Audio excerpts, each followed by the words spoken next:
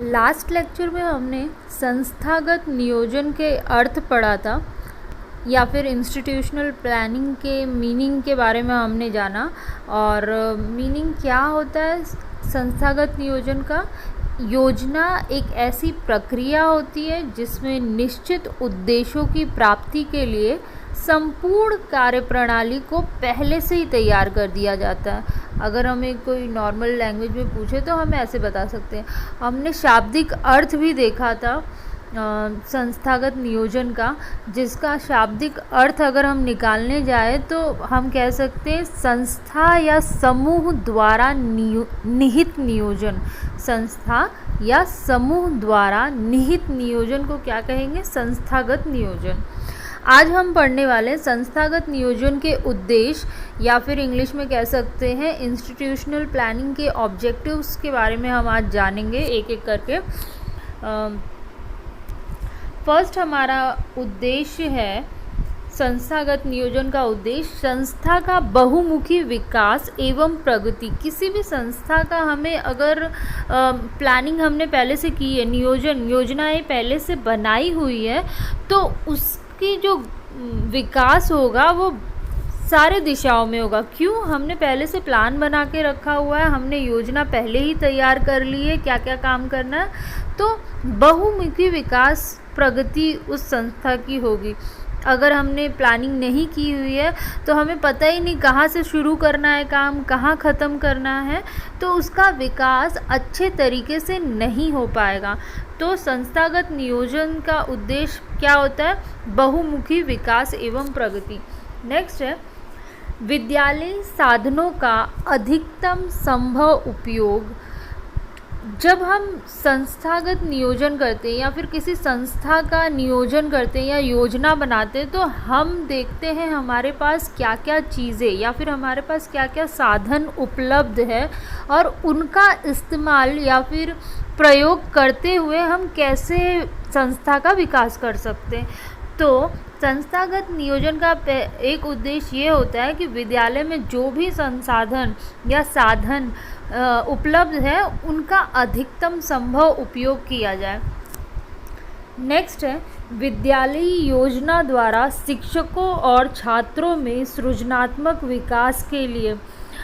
विद्यालय में पहले से योजनाएं बनाई गई हैं, प्लान्स बनाए गए हैं, तो प्रिंसिपल या फिर वहाँ के हेड को भी पता है कि शिक्षक और छात्रों का कैसे उपयोग करना है, उनका कैसे विकास करना है सृजनात्मक। अगर प्लानिंग नहीं बनी हुई है तो जो भी हेड है वो डायरेक्शन ही नहीं दे पाएगा या फिर दिशा नहीं दिखा पाएगा शिक्षकों को और छात्रों को। ठीक है। नेक्स्ट हमारा है उपयुक्त वातावरण का निर्माण करना। प्लानिंग के ज़रिए या फिर नियोजन के ज़रिए एक सही वातावरण तैयार किया जा सकता है। अगर प्लानिंग नहीं होगी, अगर नियोजन नहीं किया जाएगा किसी संस्था में, तो सब कुछ बिखरा हुआ होगा, किसको क्या काम करना है, कैसे करना है वो पता नहीं चलेगा और वातावरण काफ़ी ख़राब होगा। तो एकदम अच्छा वातावरण तैयार करने के लिए या उपयुक्त वातावरण निर्माण करना भी संस्थागत नियोजन का उद्देश्य होता है। नेक्स्ट लास्ट हमारा है आंतरिक शक्ति की पहचान, उपयोग, प्रयास, प्रोत्साहन तथा नेतृत्व करना। जो आंतरिक शक्तियां हैं शिक्षकों की या फिर संस्था की जो शक्ति है उसकी पहचान करना, उसका उपयोग करना और उन्हें प्रोत्साहित तथा नेतृत्व सही दिशा दिखाना। ये सब हम तभी कर पाएंगे जब हम योजना बनाएंगे, नियोजन करेंगे। किसी भी संस्था में प्लानिंग बहुत ज़रूरी है। हम अगर संस्था चलाना तो बहुत बड़ी बात होगी। हम लोग अगर अपनी पढ़ाई भी कर रहे हैं, किसी टेस्ट के लिए प्रिपेयर कर रहे हैं, किसी नौकरी के लिए हम लोग एग्ज़ाम के लिए प्रिपेयर कर रहे हैं, और अगर हम प्लानिंग करके उसकी तैयारी करें, हमने शेड्यूल बना लिया, हमने प्लान बना लिया, एक योजना तैयार कर ली कि मैं एक दिन में ये पूरा करूँगा, दूसरे दिन ये दूसरा सब्जेक्ट पूरा करूँगा, तो शायद हमारी तैयारी बहुत बेहतर हो। अगर हम बस ऐसे ही किताब उठा के चालू हो गए पढ़ना और हमने सही तरीके से नियोजन नहीं किया है तो हमें अपना जो उद्देश्य है या गोल है उसे अचीव करने में दिक्कत आएगी। ठीक है। नेक्स्ट हम देखते हैं संस्थागत नियोजन का उपयोग व महत्व, या फिर कह लो इंस्टीट्यूशनल प्लानिंग के नीड्स एंड इम्पोर्टेंस को एक बार देखते हैं हम लोग। क्यों ज़रूरी है इंस्टीट्यूशनल प्लानिंग या फिर संस्थागत नियोजन।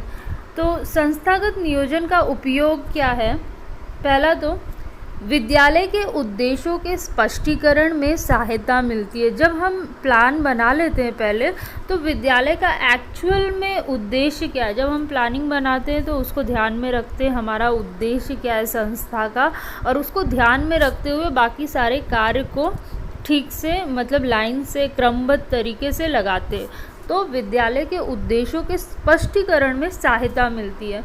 नेक्स्ट है उपलब्ध एवं उपलब्ध हो सकने वाले साधनों की विस्तृत जानकारी मिल जाती है।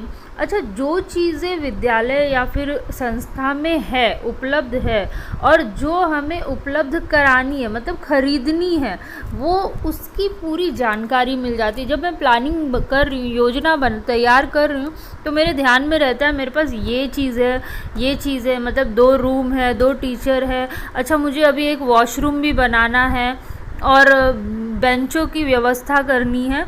तो उपलब्ध क्या क्या चीज़ है प्लस क्या क्या चीज़ हम उपलब्ध करवानी है, उसकी जानकारी मिल जाती है। उसमें बहुत उपयोगी है संस्थागत नियोजन। नेक्स्ट, अपने कार्यों में प्राथमिकता निर्धारण कर सकते हैं। अपना जो कार्य, जैसे मैंने प्लान बनाया तो मुझे पहले क्या करना चाहिए, मुझे स्कूल चलाना है तो 1 to 5 तक का, 1 से 5 तक का विद्यालय चलाना है, तो पहले मुझे फोकस करना है कि 1st 2nd में अच्छे से एडमिशन हो, और मेरे को पहले पूरा ध्यान अपना पहली और दूसरी कक्षा के बच्चों में लगाना है, सो दैट उन पे जब बेस अच्छे से पकड़ बन जाएगी तो बाकी एडमिशन अपने आप हो जाएंगे। ठीक है, तो प्राथमिकता मुझे पहले किस पे ज़्यादा जोर देना है, 1st और 2nd क्लास पे। ये कैसे पता चलता है? संस्थागत नियोजन के द्वारा कि प्राथमिकता किस कार्य को देनी है हमें।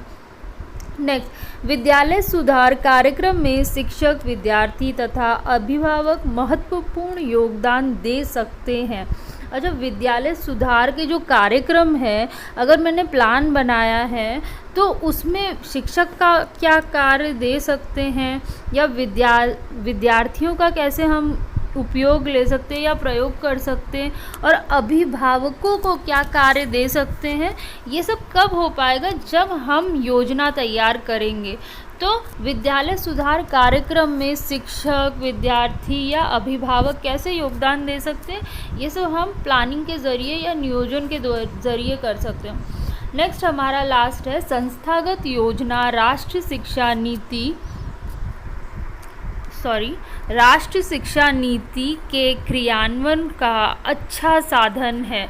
अच्छा, राष्ट्रीय शिक्षा नीति, नेशनल एजुकेशन पॉलिसी आपने सुना होगा, उसमें काफ़ी सारी चीज़ें स्कूल्स के बारे में कही गई हैं, पर उसको अगर मतलब कैसा स्कूल होना चाहिए, कितने बच्चे होने चाहिए, कैसी व्यवस्था होनी चाहिए, क्या करिकुलम होना चाहिए, सब वो राष्ट्रीय शिक्षा नीति में बताया गया है। नेशनल NPE आपने सुना भी होगा, NPE national policy on education या ऐसा ही, तो उसके बारे में तभी हम उसके राष्ट्रीय शिक्षा नीति से रिलेटेड जो भी काम है कर सकते हैं जब हम पहले से योजना तैयार करें। तो राष्ट्रीय शिक्षा नीति में जो भी बातें बताई गई हैं उसका क्रियान्वयन अच्छी तरीके से हो जाएगा जब हम संस्थागत योजनाएं बनाएंगे या फिर नियोजन करेंगे। विद्यालय का कार्य सुचारू रूप से चलता है। संस्थागत नियोजन के द्वारा विद्यालय का जो कार्य है उसे सुचारू रूप से चलाने में भी संस्थागत नियोजन बहुत उपयोगी है। विकेंद्रीकरण के लाभ मिलते हैं तथा विद्यालयों में प्रजातांत्रिक वातावरण तैयार होता है। विकेंद्रीकरण मतलब डिसेंट्रलाइजेशन की बात कर रहे हैं, मतलब जो सत्ता है या फिर पावर है वो एक के हाथ में नहीं सबके हाथ में होती है। क्यों? क्योंकि हम प्लानिंग के ज़रिए किसको क्या काम देना है वो हम डिसाइड कर लेते हैं तो अब सब अपना अपना जिम्मेदारी लेके आराम से काम कर रहे हैं, ठीक है, पावर डिस्ट्रीब्यूट हो गई है, ठीक है। तो जब विकेंद्रीकरण हो जाता है तो सब अपनी जिम्मेदारी या उनको काम मिल गया है और उसे वो अच्छा करने की कोशिश करते हैं और एक विद्यालय में प्रजातांत्रिक वातावरण बन जाता है, जो कि बहुत अच्छा है किसी भी संस्था के विकास के लिए। आज के लिए इतना ही। क्लास अच्छी लगे तो इसे लाइक, शेयर और सब्सक्राइब ज़रूर करना।